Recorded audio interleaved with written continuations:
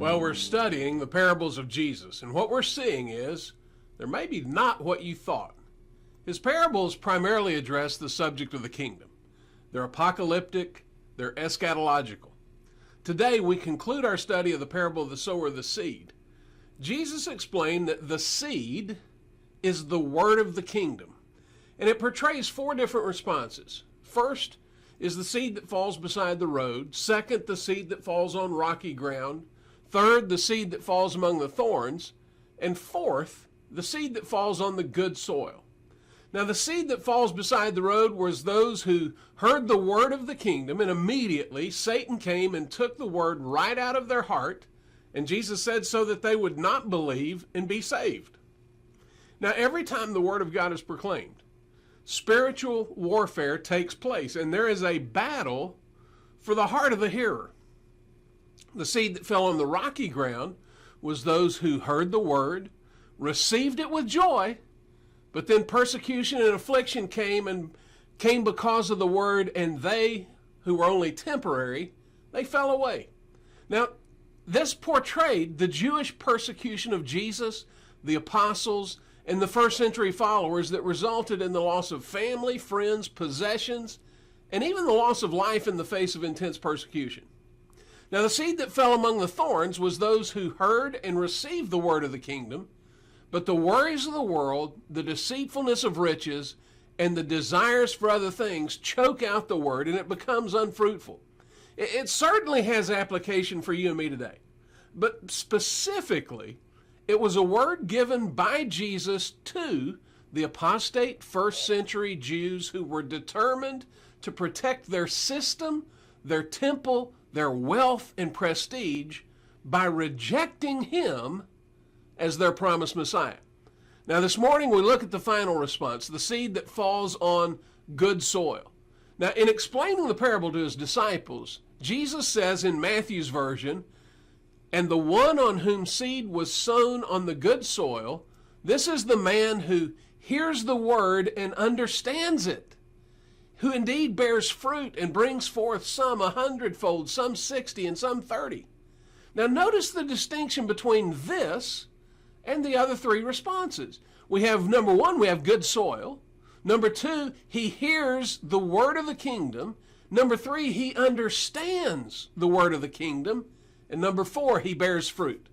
Now in Mark's version of Jesus' explanation, Jesus says, "And those are the ones on whom seed was sown on the good soil. And they hear the word and accept it and bear fruit 30, 60, and 100-fold. So in this passage, they hear the word of the kingdom and they accept it and then bear fruit. Now remember, Jesus said that the seed is the word of the kingdom. All four of these places the seed falls as it is sown represent a response to the word of the kingdom. And as we've seen in the previous segments, this parable was told by Jesus to a specific group of people at a specific time and deals with the response of the first century Jews to the presence of their promised Messiah and their acceptance or rejection of him. Now, certainly, there are applications of the parable to you and me, but don't dismiss or gloss over its primary purpose. Now, over the next few weeks, we're going to further develop what the word of the kingdom is. The fourth response, the good soil, represents the righteous remnant of Israel, those who recognized and received their Messiah. Throughout both Old and New Testaments, there is reference to this remnant. It's not a hard and fast number, but simply a term that represents a small minority of the whole. In some illustrations, it represents 10%. If you take the parable of the sower of the seed as a literal representation, it would be 25%. Again, don't get stuck on the number. Just recognize that the scriptures reference a righteous remnant, a small percentage of the whole of apostate Israel that actually recognize and receive their Messiah. Now, a primary source for the parable of the sower of the seed is the story of the Lord's vineyard found in Isaiah chapter 5. So let's look at that. Isaiah chapter 5, and we're going to pick it up at verse 1. Let me sing now for my well-beloved, a song of my beloved concerning his vineyard. My well-beloved had a vineyard on a fertile hill. He dug it all around. He removed its stones. He planted it with the choicest vine, and he built a tower in the middle of it, and he also hewed out a wine vat in it, and then he expected it to produce good grapes, but it only produced worthless ones. And now, O inhabitants of Jerusalem and men of Judah, judge between me and my vineyard. What more was there to do for my vineyard that I have not done for it? Why, when I expected it to produce good grapes, did it produce worthless ones? So now, let me tell you what I'm going to do to my vineyard.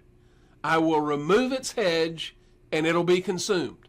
I will break down its wall, and it'll become trampled ground. I will lay it waste. It will not be pruned or hoed, but briars and thorns will come up. I will also charge the clouds to rain no rain on it. For the vineyard of the Lord of hosts is the house of Israel, and the men of Judah his delightful plant. Thus he looked for justice, but behold bloodshed. He looked for righteousness, but behold a cry of distress. Now notice the opening sentence in verse 1. It is a song of my beloved concerning his vineyard. Now we know the beloved is Jesus, the Messiah. The vineyard, verse 7 tells us that the vineyard of the Lord of hosts is the house of Israel, and the men of Judah are his delightful plant. He plants his vineyard expecting it to produce good grapes.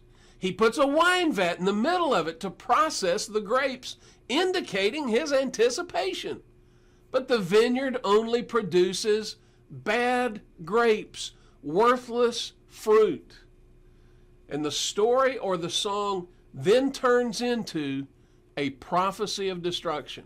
I'll remove its hedge. The protection is removed. It'll no longer be tended. It'll be consumed. It'll be taken over by thorns and thistles, and there'll be no rain, so that it will turn into a desolate wilderness, dry and dusty. This is a theme that runs throughout the scriptures. The coming of Messiah and the establishment of his messianic kingdom was the hope of Israel. They'd been looking for it, longing for it, for centuries. But there was a problem. Their definition of the kingdom and Jesus' definition of the kingdom were not the same. The messianic kingdom was going to open the doors of God's mercy, his hope, his forgiveness, his presence to the whole world. It was no longer going to be a Jewish kingdom centered in the physical land of Israel at the physical city of Jerusalem. It was a heavenly kingdom. The new Jerusalem coming down out of heaven. He would make his tabernacle among men, and he would dwell among them. He would be their God, and they would be his people. And wherever 2 or 3 were gathered in his name, he would be in the midst of them. The Messianic kingdom would include boys and girls and men and women of every nation, every tribe, every tongue, every race. The coming of Jesus, the promised Messiah of Israel, was the beginning of the end of their Judaistic system, their temple, their reliance on bloodline, and as Paul said, endless genealogies as the basis for relationship with God. No longer. Those on whom the seed fell in the good soil, they heard the word of the kingdom, and they accepted the word of the kingdom, and they bore fruit.